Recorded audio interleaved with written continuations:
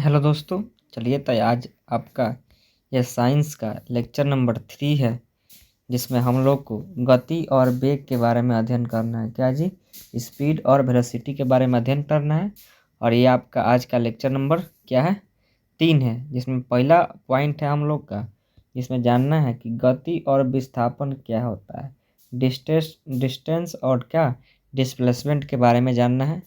ठीक है, चलिए तो जानते हैं अब कि दूरी क्या होता है और विस्थापन क्या होता है। तो देखिए, जो न्यूनतम दूरी होता है वो बराबर होता है किसके? विस्थापन के। मतलब कि जो आप पथ की लंबाई तय करेंगे वो आपका क्या होगा? दूरी होगा। लेकिन जहाँ से आपने स्टार्ट किया था और जहाँ पे आपने रुका हुआ है, जहाँ मतलब जहाँ इंड हुआ है, वहाँ से सीधा दूरी, मतलब कि उसकी स्थिति क्या होगा, वो उसकी लंबाई क्या होगी? आपकी विस्थापन होगा। देखिए तो क्या समझते हैं हम लोग की दूरी क्या होता है। तो किसी खास समय में चले गए, किसी खास समय में चले गए चले गए पथ की कुल लंबाई को दूरी कहते हैं। मतलब कि किसी खास समय में चले गए पथ की कुल लंबाई को क्या कहते हैं हम लोग जी? दूरी कहते हैं। अब देखिए, याद करने वाली बात है कि दूरी कौन राशि है? दूरी अदिश राशि है, यानी कि दूरी में दिशा नहीं होता है, केवल परिमाण होता है। दूसरा पॉइंट है कि दूरी का SI मात्रक क्या होता है? मीटर होता है। अब आपका दूरी से कंसेप्ट क्लियर हो गया होगा। आप पढ़े होंगे कि 4 बराबर क्या होता है? दूरी बटा समय। ठीक है, अगला पॉइंट है आपका विस्थापन, कि विस्थापन क्या होता है, डिस्प्लेसमेंट क्या होता है। ठीक है, तो वह न्यूनतम दूरी या न्यूनतम दूरी को विस्थापन कहते हैं। क्या कहते हैं जी? विस्थापन कहते हैं। न्यूनतम दूरी को क्या कहते हैं हम लोग? विस्थापन कहते हैं। या प्रारंभिक बिंदु से अंतिम बिंदु की जो न्यूनतम दूरी होगा उसे क्या कहेंगे हम लोग? विस्थापन कहेंगे। लेकिन देखिए, अगला पॉइंट क्या है कि विस्थापन कौन राशि है? आपका जो विस्थापन है वो आपका सदिश राशि है। कौन राशि है? सदिश राशि है। विस्थापन के मात्रा क्या होता है? मीटर होता है। दूरी और विस्थापन का अनुपात हमेशा 1 से बड़ा या बराबर होगा। यानी कि जो दूरी का मान हो सकता है, या जो आपका जो दूरी का मान होगा, चाहे उसका जो अनुपात होगा वो क्या होगा? दूरी विस्थापन से हमेशा या तो बड़ा होगा या क्या उसके बराबर होगा। मतलब कि जो दूरी का मान होगा 1 से बड़ा होगा या क्या 1 के बराबर होगा, 1 से छोटा नहीं हो सकता है दूरी का मान। ठीक है, चलिए आगे देखते हैं अगला पॉइंट। अगला पॉइंट क्या है वही आपको नीचे लिखा गया है, जो अभी पढ़ा हमने, कि जो दूरी का मान, दूरी बटा विस्थापन का अनुपात क्या होगा? 1 के बराबर होगा या 1 से क्या होगा? अधिक होगा। देखिए, आपको एक नीचे क्वेश्चन दिया गया है। क्वेश्चन कह रहा है कि नीचे दिए गए दूरी और विस्थापन का अनुपात क्या होगा। मतलब कि आप यहाँ से यहाँ चले गए, फिर यहाँ से यहाँ आ गए। अब देखिए, तो कुल दूरी कितना हुआ? तो 3 4 जोड़ेंगे तो कुल दूरी आ गई 14। लेकिन विस्थापन क्या हुआ? देखिए, यहाँ से 3 आए, यहाँ से 4 गए, तो यहाँ से यहाँ दूरी क्या होगा? 5 होगा। त्रिभुज बन रहा है तो फिर यहाँ से यहाँ 3, यहाँ से यहाँ 4, तो ये दूरी क्या होगा? 5 होगा। मतलब कि विस्थापन हुआ आपका 10। तो आप ही पढ़े होंगे कि 4 बराबर क्या होता है? दूरी बटा समय। 4 बराबर क्या याद? अब कर रहा है, क्या कर रहा है? दूरी और क्या कर रहा है? आपको कह रहा है दूरी और विस्थापन का अनुपात ज्ञात करने के लिए कह रहा है। दूरी और विस्थापन का अनुपात ज्ञात करना है तो आपको 14/10 करना पड़ेगा, कट जाएगा 7:5 आ गया। ठीक है, ये आपका एक क्वेश्चन टाइप में था, आप समझ में गए होंगे। अगला क्वेश्चन है, क्वेश्चन कह रहा है कि अगर कोई, क्वेश्चन क्या कह रहा है? कह रहा है अगर कोई गाय वृत्ताकार पथ पर, मतलब कि कोई वृत्ताकार पथ है, आपका कोई वृत्ताकार पथ है, ठीक पर कोई वृत्ताकार पथ है, क्या है जी? कोई वृत्ताकार पथ है, उस पर क्या करिए? चक्कर लगा रही है। क्या करिए जी? चक्कर लगा रही है, मतलब इधर घूम रही है, इस पर घूम रही है। ठीक है, और वो 2 चक्कर लगाती है और फिर क्या, मतलब 2.5 चक्कर लगाती है। तो गाय द्वारा तय की दूरी और विस्थापन क्या होगा अगर अगर वृत्ताकार पथ की त्रिज्या 7 सेंटीमीटर है। अब देखिए, तो अगर आपको उसकी विस्थापन ज्ञात करना है तब विस्थापन आपका हो जाएगा, विस्थापन बराबर क्या हो जाएगा आपका? 14 हो जाएगा। क्या होगा? आपका जो वृत्त का व्यास होगा वो क्या होगा? 7 7 यहाँ त्रिज्या है ना, तो 14 होगा। तो आपका 14 हो गया क्या? आपका वृत्त का व्यास। तो जो व्यास होगा वो क्या होगा? विस्थापन के बराबर हो जाएगा, विस्थापन के। लेकिन दूरी ज्ञात करने के लिए आप पढ़े होंगे, फॉर्मूला होता है क्या? 2 पाई आर क्या होता है 2 पाई आर, दूरी बराबर क्या होता है, तो आपका हो गया 2 पाई आर, और तो उसका परिधि होता है 2 पाई आर। ठीक है, तो ये एक बार का है, लेकिन चक्कर कितना लगा रहे, चक्कर लगा रहे यार 2.5 बार, इसलिए हमको यहाँ पे क्या 2.2 से गुना करना पड़ रहा है। तो कितना आ जाएगा, तो 110 मीटर आ जाएगा। मतलब कि जो दूरी होगा वो कितना होगा 110 मीटर, लेकिन विस्थापन क्या होगा आपका 14 मीटर। अब देखिए अगला क्वेश्चन क्या है इस पर, अगला टाइप आपका अगला क्वेश्चन है।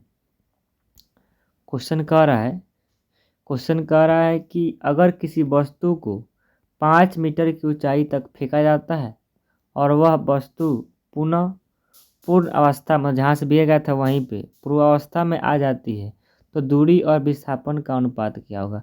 मतलब आप किसी वस्तु को अपने हाथ से भीगा ऊपर, फिर वह वस्तु आपके हाथ में आ गया, तो जहाँ से गया था वहीं आ गया ना, यानी कि विस्थापन हो गया आपका शून्य। यानी कि मान लीजिए आप कोई वस्तु को यहाँ से ऊपर भीगे, फिर यहाँ तक 5 मीटर आया, फिर यह वस्तु यहाँ से आपके हाथ में ही आ गया, तो जो आपका विस्थापन हुआ वो हो गया 0। लेकिन जो दूरी हुआ 5 + 5 करेंगे तो 10 आएगा, ये आपका क्या हो गया दूरी हो गया।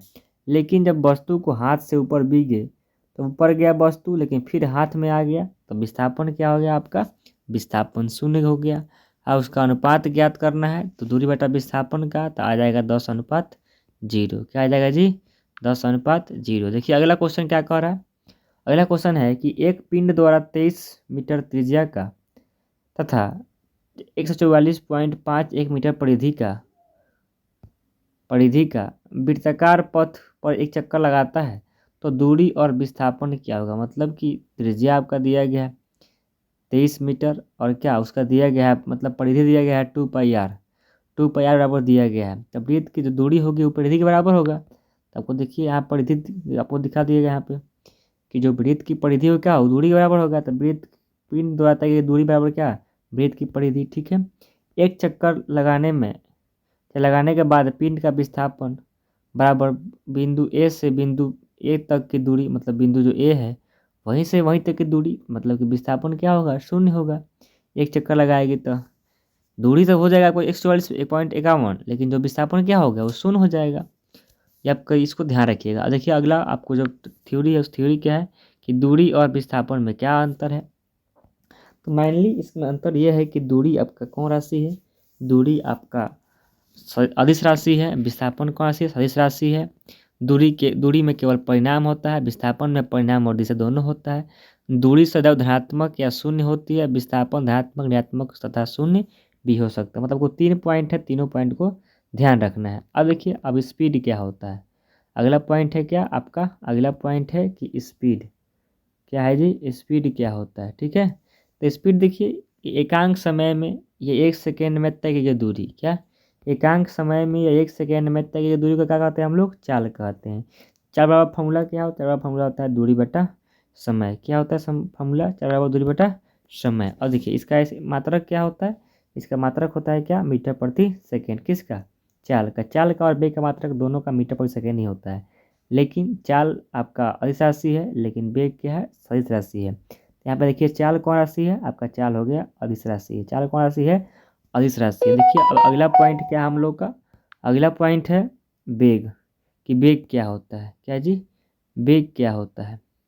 तो वेग क्या होता है, एकांक समय में तय की गई दूरी को हम लोग कहते हैं चाल, लेकिन एकांक समय में या 1 सेकेंड में तय किए गए विस्थापन का कहते हैं हम लोग वेग कहते हैं। इतना ही अंतर है, वहाँ दूरी होता है चाल में, वेग में क्या होता है विस्थापन होता है। वेग बराबर क्या होता है, तो वेग बराबर होता है विस्थापन बटा समय। इसका ऐसी मतलब क्या होता है, इसका ऐसी मतलब होता है मीटर प्रति सेकेंड। और यह कौन राशि है, ये कौन राशि सदिश राशि है। अब देखिए अब वेग आपका 2 तरह का होता है, मतलब सिंपली हम जो वेग यूज करेंगे प्रारंभिक वेग और क्या, प्रारंभिक वेग और क्या,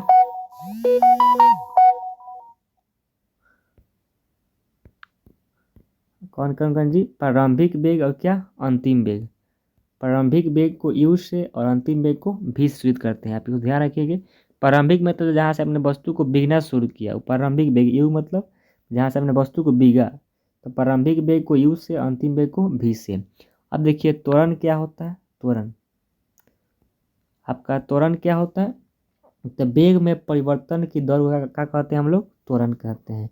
वेग में समय के साथ परिवर्तन को क्या कहते हैं हम लोग, त्वरण कहते हैं। और आपका त्वरण बराबर होता है वेग में परिवर्तन बटा क्या, समय। त्वरण बराबर क्या होता है, वेग में परिवर्तन बटा समय, या इसी को लिखते हैं ए बराबर भी माइनस यू बाई टी, या इसी को लिखते हैं ए त्वरण बराबर अंतिम वेग माइनस प्रारंभिक वेग बटा क्या, समय, या इसी को लिखते हैं ए बराबर भी माइनस यू बटा T2 माइनस T1, या अब जो भी मान रहे होंगे उसके अनुसार आप ले चलेंगे।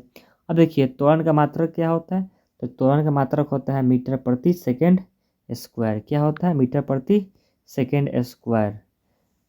त्वरण का मात्रक क्या होता है, मीटर प्रति सेकेंड स्क्वायर। त्वरण का बीमा क्या होता है, त्वरण का बीमा होता है L T⁻², या m0 L T⁻², बड़ा क्वेश्चन में लिखते हैं इसको। अब देखिए महत्वपूर्ण तथ्य क्या है, महत्वपूर्ण तथ्य है कि अगर वेग एक समान होने से त्वरण का मान क्या होगा, शून्य होगा। आप भी जानते हैं कि अगर कोई वस्तु एक समान चाल से चल रही है तो उसका वेग क्या होगा, उसका वेग होगा शून्य, उसका वेग क्या होगा, शून्य होगा। देखिए आपको एग्जाम्पल से यहाँ बताया गया है, ये त्वरण निकाल के शून्य ही आ रहा है। अब देखिए यहाँ पे आपको एक टेबल बनाया गया है, टेबल में क्या है, टेबल में आपको दिया गया है प्रारंभिक वेग, अंतिम वेग, समय और आपका परिणाम रिजल्ट ज्ञात करना है, त्वरण ज्ञात करना है। तो प्रारंभिक वेग कितना है, भी इतना है, समय इतना है। तो त्वरण बराबर क्या होता है, अंतिम वेग माइनस प्रारंभिक वेग बटा क्या है, समय। तो आपको निकालेंगे 5 मीटर प्रति सेकेंड स्क्वायर। अगर आपको प्रारंभिक वेग दिया गया है 20, अंतिम वेग 10 है और 2 सेकेंड पूरा जा रहा है, मंदन मतलब कि आपका त्वरण में दो प्रकार होता है त्वरण। एक होता है कि जब त्वरण अगर बढ़ रहा है, मतलब कि समय के साथ आपका वेग बढ़ रहा है, तो आपका त्वरण धनात्मक त्वरण है। अगर वही आपका समय के साथ त्वरण आपका वेग घट रहा है तो उसको क्या कहते हैं हम लोग, मंदन कहते हैं। देखिए अगला पॉइंट क्या कह रहा है कि जब वस्तु का वेग एक समान रूप से बढ़ता है तो त्वरण का मान समान रहता है। मतलब एक समान रूप से वेग बढ़ेगा, त्वरण का मान क्या होगा, समान होगा। देखिए अगला पॉइंट क्या कह रहा है, अगला पॉइंट ये समझाया गया है आपको कि समझ बढ़ रहा है। तो अब देखिए इसमें एक और पॉइंट है कि अगर प्रारंभिक वेग से अधिक होगा अंतिम वेग तो त्वरण होगा, उसे त्वरण कहेंगे। अगर प्रारंभिक वेग से कम होगा अंतिम वेग तो उसको क्या कहेंगे हम लोग, मंदन कहेंगे।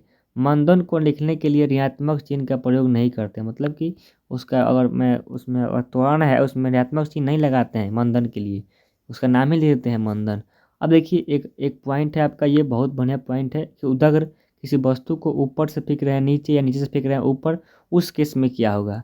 अगर वस्तु को हम लोग यहाँ देखिए नीचे, अगर वस्तु ऊपर से छोड़ रहे हैं नीचे की तरफ आ रही है तो उस समय जब वस्तु हाथ में था, जब छोड़े उस जब हाथ में धरे हुए थे तो उसका प्रारंभिक वेग क्या था, शून्य। जब छोड़ दिया तो क्या होगा उसका मान, उसका वेग क्या हो गया, भी कुछ भी हो सकता है उसका मान। वैसा ही अगर किसी वस्तु को नीचे से बिग रहे हैं ऊपर, ठीक है, या ऊपर से नीचे फेंक रहे हैं, जब ये नीचे से ऊपर फेंक रहे हैं, क्या मतलब नीचे से फेंक रहे हैं हम लोग, क्या ऊपर फेंक रहे हैं, तो उस समय क्या होगा उसका अंतिम में जब वस्तु ऊपर जाएगी तो क्या होगा उसका जीरो हो जाएगा, फिर नीचे मान आएगी तो उसका मान कुछ अलग हो सकता है। यहाँ पे आपको समझना है, सिंपली समझना। यहाँ पे दो केस है, जब वस्तु के यहाँ ऊपर से छोड़ रहे थे नीचे की तरफ, यहाँ वस्तु नीचे से फेंक रहे हैं ऊपर की तरफ। इस समय आपका अंतिम वेग शून्य होगा, इस समय क्या होगा आपका प्रारंभिक वेग शून्य होगा। अब देखिए यहाँ पे बताया गया है आईपी का मतलब क्या होता है, इनिशियल पॉइंट मतलब प्रारंभिक बिंदु। एफपी का मतलब क्या होता है, फाइनल पॉइंट अंतिम बिंदु। अगर U0 का मतलब क्या, विराम से चलेगा, वस्तु विराम में है, ब्रेक लगाने पर भी क्या होगा, शून्य हो जाएगा। ये आपको एक पॉइंट बताया गया है, जो आपको क्वेश्चन यहाँ दिया गया है, ये क्वेश्चन के लिए समझाया गया है। क्वेश्चन क्या है, क्वेश्चन कह रहा है यार किसी कार की प्रारंभिक चाल मतलब कि U का मान दे दिया गया। क्या दे दिया गया जी आपको, U का मान दे दिया गया। क्या दिएगा आपको, U का मान दे देगा कितना, 72 किलोमीटर प्रति घंटा। और कह रहा है कि और 5 सेकेंड के बाद ब्रेक लगाना है, मतलब आपको टी दे दिया गया 5 सेकेंड, ठीक है, ब्रेक लगाना है। तो उस कार का मंदन, मतलब कि अगर ब्रेक लगाए तो उसका मान तुरंत घटेगा ना जी, तो उसको कहते हैं हम लोग मंदन।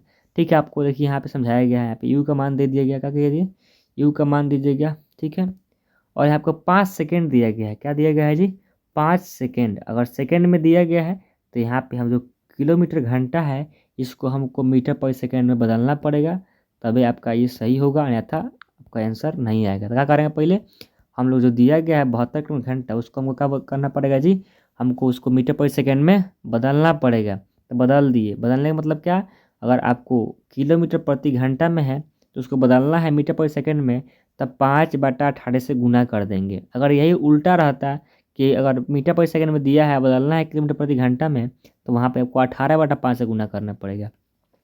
यानी कि आपका यहाँ पे प्रारंभिक वेग क्या हो गया, आपका प्रारंभिक वेग जो गाड़ी चल रही है आपका 20 मीटर पर सेकंड चल रही है। अंतिम वेग क्या होगा, जब वस्तु रुक जाएगी तब शून्य हो जाएगा। आपको समय दिया गया है तो आप त्वरण ज्ञात कर सकते हैं, त्वरण या मंदन कहिए। तो अंतिम वेग 0 - 20/5 तो क्या होगा 4 मीटर पर सेकंड स्क्वायर।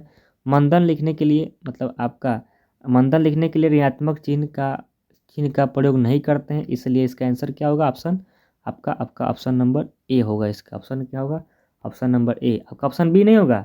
आपका माइनस चार आ रहा है, लेकिन अगर ऋणात्मक अगर मंदन लिख रहे हैं तो आपको ये माइनस वाला नहीं मारना है। आपका आंसर क्या होगा, आपका आंसर नंबर होगा ये। इसको ध्यान रखेंगे आप।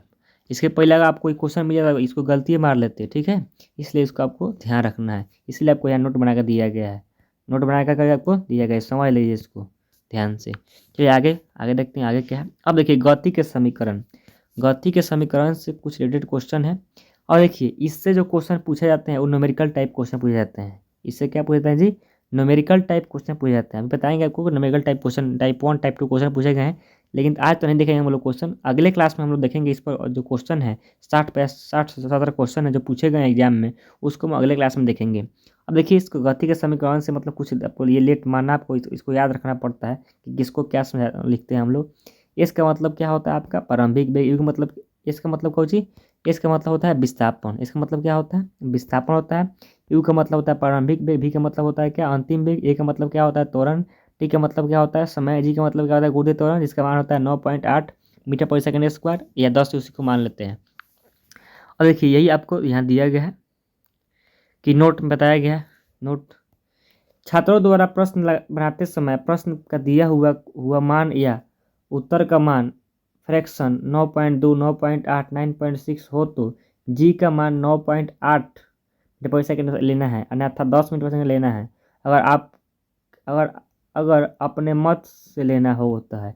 अगर नहीं दिया, अगर पॉइंट में दिया गया ऑप्शन तो आपको पॉइंट वाला लेके चलना है। अब देखिए इसमें गति, देखिए गति आपको दो तरह से समझाया गया है इसमें कि क्षैतिज गति, कौन गति, क्षैतिज गति, उधर गति। मतलब कि क्षैतिज गति मतलब आप कोई कार लेके अगर आपकी पृथ्वी सतह पर चल रहे हैं, सीधे चल रहे हैं, तो आपका क्षैतिज गति होगा। लेकिन उसी को अगर वस्तु को ऊपर बिग रहे हैं या नीचे बिग रहे हैं, क्या होगा आपका उदग्र गति होगा। कौन गति होगा, उदग्र गति होगा, ठीक है। अब देखिए आपका क्षैतिज गति में के लिए आपको फार्मूला जो यूज करना है, तो वो फार्मूला आपका पहला जो गति का समीकरण होगा वो आपका होगा v बराबर यू प्लस ए टी, दूसरा होगा s बराबर U T plus half A T square, तीसरा होगा वी एस के बराबर यू स्क्वायर प्लस 2as, और इसी को यहाँ पे एस एन के लिखा गया, एस एन बराबर you plus A by 2n-1। लेकिन जो आपका ये उदग्र के लिए है तो जहाँ हम लोगों ने ए लिखते थे वहाँ जी लिखेंगे। लेकिन अगर वही वस्तु अगर आप नीचे से ऊपर की ओर फेंक रहे होंगे तो आपको जहाँ जहाँ प्लस लिखे थे हम लोग वहाँ आपको माइनस लगाना पड़ेगा। लेकिन देखिए यहाँ पे दिखाया गया, आपको लिखा गया v बराबर यू माइनस जी टी। लेकिन अगर उसी वस्तु को आप ऊपर से बिग रहे हैं नीचे की तरफ, मतलब वस्तु ऊपर से नीचे की ओर आ रही है, तब आपको प्लस लगाना पड़ेगा। अगर वस्तु नीचे से ऊपर फेंक रहे हैं तो आपको माइनस लगाना पड़ेगा, ठीक है। इसको आपको ध्यान रखना है, सभी फार्मूला में यही यूज होगा।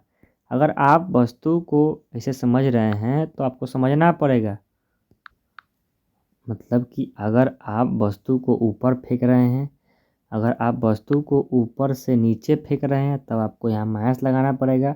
अगर वही नीचे से फेंक रहे हैं ऊपर तो क्या करना पड़ेगा, आपको प्लस लगाना पड़ेगा। देखिए आपको आप नोट लिखा गया है, नोट क्या समझाया गया है, नोट समझिए, बहुत आसान है नोट। नोट कह रहा है गति के समीकरण के मान और उनका संबंध, माना कि u बराबर 0, a बराबर 0, ये मान लेना है। तो अपने मन से जैसे कि आपको बताया गया है, मतलब कि अगर वस्तु मान लो ऊपर से बिग रहा है नीचे की तरफ, जब ऊपर से बिगे नीचे की तरफ, जब वस्तु हाथ में धरे होंगे तो उसमें उसका बेग शून्य होगा ना, तो उसके आप अपने दिमाग के अनुसार उसको यूज करेंगे, ठीक है। अब देखिए जो गति का पहला समीकरण है, इस तरह क्वेश्चन ये कोई क्वेश्चन पूछा गया रेलवे के एग्जाम में कि जो गति का पहला समीकरण है वो किसके किसके बीच संबंध बताता है। तो देखिए आपका जो पहला समीकरण है v बराबर यू प्लस ए टी, ये वेग और समय के संबंध को बताता है। ये क्वेश्चन रेलवे के एग्जाम में पूछा गया है, और जब हम कल आपको ये इसका प्रीवियस ईयर कराएंगे तो आपको बताएंगे वहाँ पे। तो जो गति का पहला समीकरण है वेग और समय के संबंध को बताता है। जो गति का द्वितीय समीकरण है वो विस्थापन और समय के संबंध को बताता है। ये हमने अभी 9th क्लास में चैप्टर 2 जो पढ़ाया है फिजिक्स का, उसमें ये सब क्वेश्चन को हमने बताया हुआ है। अगला आपका है द्वितीय जो नियम है वी स्क्वायर बराबर यू स्क्वायर प्लस 2s, ये आपका बताता है विस्थापन और वेग के संबंध को, विस्थापन और वेग के संबंध को, विस्थापन और किसके, वेग के संबंध को बताता है। ठीक है, अब देखिए ग्राफ से कुछ क्वेश्चन पूछा जाता है आपको एग्जाम में, ग्राफ वाले क्वेश्चन जो पूछे जाते हैं उसको देख लीजिए। ग्राफ वाले क्या क्वेश्चन पूछे जाते हैं, जो ग्राफ वाले क्वेश्चन है उससे पूछा जाता है, आपको ग्राफ बता दिया गया है कि आपको एक्स अक्ष पर कि क्या, आपको एक्स अक्ष पर समय मान लिया गया और क्या वाई अक्ष पर क्या विस्थापन। अब देखिए समय को क्यों माना गया एक्स अक्ष पर, तो एक्स अक्ष पर उस राशि को मानते हैं जो स्वतंत्र होता है, या एक्स अक्ष पर उस राशि को मानते हैं जो क्या होता है, स्वतंत्र होता है। अगर कोई राशि दूसरे किसी पर निर्भर करता है तो उसको हम मानते हैं क्या, वाई अक्ष पर। देखिए जो आपका ग्राफ नंबर 1 है, मतलब जो आप ग्राफ ये देख रहे हैं, जो ग्राफ देख रहे हैं ये ग्राफ आपका है, ये समय के साथ वेग बढ़ रहा है उसका ग्राफ है। आपका जो दूसरा नंबर ग्राफ ये दिख रहा है आपको, ये वेग जब घटता है तब ये ग्राफ है। आपको तीसरा नंबर जो ग्राफ दिख रहा है जब वेग समान रहेगा, एक समान चाल से कोई गाड़ी चल रही होगी तब उसके क्या होगा, उस एक समान वेग के लिए आपका ये ग्राफ है। चौथा ग्राफ आपको दिख रहा है, चौथा ग्राफ ये ग्राफ मतलब कि आपका गाड़ी जो क्या है विरामावस्था में है। और जब का 5 नंबर ग्राफ दिख रहा है ये ग्राफ संभव ही नहीं होता है। ठीक है, इसको आप ध्यान रखेंगे, इस एग्जाम में क्वेश्चन पूछे जाते हैं। देखिए अगला पॉइंट क्या है, जो अगला ग्राफ से क्वेश्चन पूछा जाता है आपसे, जब आपका वेग और समय के बीच दिखाया गया है, तो वेग और समय के बीच क्या होगा, त्वरण होता है उसके बीच। तो आपका जो ए नंबर ग्राफ दिया गया है यानी कि आपका त्वरण बढ़ रहा होगा। आपका जो 2 नंबर ग्राफ दिया गया है मतलब कि त्वरण घट रहा है। ये जो 3 नंबर ग्राफ है यानी कि आपका त्वरण क्या है, एक समान है, त्वरण का ही। और जो आपका जो 4 नंबर दिया गया है ग्राफ, ये इसका मतलब कि आपका एक समान वेग से चल रहे हैं और 5 नंबर संभव नहीं है। ठीक है, चलिए देख लेते हैं अगला पॉइंट। इसमें अगला पॉइंट क्या समझा रहा है आपको दिया गया है, कह रहा है कि मतलब समय दिया गया है इधर, या दिया गया है वेग। तो समय दिया गया है आपको 15 सेकेंड और वेग दिया गया है 40। तो पूछ रहा है दूरी क्या होगा, तभी आप पढ़े ना, दूरी या वेग, दूरी बराबर क्या होता है, चाल गुने समय या समय गुने चाल, तो 600 मीटर आ जाएगा आंसर। मतलब ग्राफ से आप कैसे सीखेंगे। और एक क्वेश्चन, एक और क्वेश्चन दिया गया है आपको कि आपको वेग दे दिया गया, इधर समय दे दिया गया, कह रहा है 5 से 10 सेकेंड के बीच क्या ज्ञात करना है, आपको दूरी ज्ञात करना है। दूरी बराबर क्या, तो दूरी हो गया, तो आप निकाल सकते हैं इसको, कैसे ज्ञात करिएगा। ज्ञात करेंगे तो देखिए यहाँ पे एक त्रिभुज बन रहा है और यहाँ पे आपको एक आयत बन रहा है। तो कह रहा है कि तो 10 सेकेंड में तक ये दूरी, मतलब कि यहाँ से यहाँ तक की दूरी कैसे ज्ञात करेंगे। 10 सेकेंड के लिए त्रिभुज बन रहा है ना, 1/2 आधार 1/5 हो गया, ऊंचाई क्या हो गया आपका, ऊंचाई 20 हो गया, तो लिख लिए 20। दूसरा आपको यहाँ से 5 से लेकर 10 है, तो यहाँ पे आयत है, तो यहाँ से यहाँ तक के बीच की दूरी कितना है आपका 5 है, और उसका ऊंचाई कितना है, लंबाई को चौड़ाई या ऊंचाई कहिए कितना है 20 है। तो आपका आय क्षेत्रफल लंबाई को चौड़ाई होता है ना, तो लंबाई को चौड़ाई कर दिए यहाँ पे, क्षेत्रफल क्षेत्र निकाल दिए, तो आपका 50 हो गया, कट गया, तो यहाँ पे हो गया 100, 150 मीटर हो गया। मतलब कि जो दूरी हुआ कितना हुआ 150 मीटर। अब देखिए नोट क्या है आपका, नोट है आपका कि यही आपका क्लास यहाँ पे खत्म हो जाएगा। अगले क्लास में हम देखेंगे इससे जो क्वेश्चन पूछा गया है 60 क्वेश्चन, ये आपका चैप्टर बहुत महत्वपूर्ण है। क्वेश्चन कह रहा है कि वेग समय ग्राफ में दूरी निकालने के क्षेत्रफल निकालते हैं। मतलब कि अगर वेग समय ग्राफ आपको दिया गया होगा, पूछा जाएगा दूरी निकालिए, क्या करेंगे आप उसका क्षेत्रफल निकाल देंगे जो आपका क्षेत्र मिल रहा होगा। दूसरा नंबर पॉइंट है कि विस्थापन समय ग्राफ की प्रवणता मतलब निकालने के लिए प्रवणता क्या हो जाता है, जो आपका ढाल होता है वो क्या हो जाता है आपका वेग को बताता है। मतलब कि अगर वेग समय ग्राफ लिए हुए हैं उसमें जो ढाल होता है वो क्या बताता है, वो बताता है आपको, बताता है वेग को, बताता है वेग को। 3 नंबर पॉइंट है वेग समय ग्राफ की प्रवणता बताती है किसको, बताती है, वो बताती है आपको त्वरण को। चलिए आपका ये क्लास आज खत्म होता है। अगले क्लास में इसे जो 60 क्वेश्चन जो पूछे गए हैं उस क्वेश्चन का हम लोग क्या करेंगे, डिस्कशन करेंगे। चलिए जय हिंद।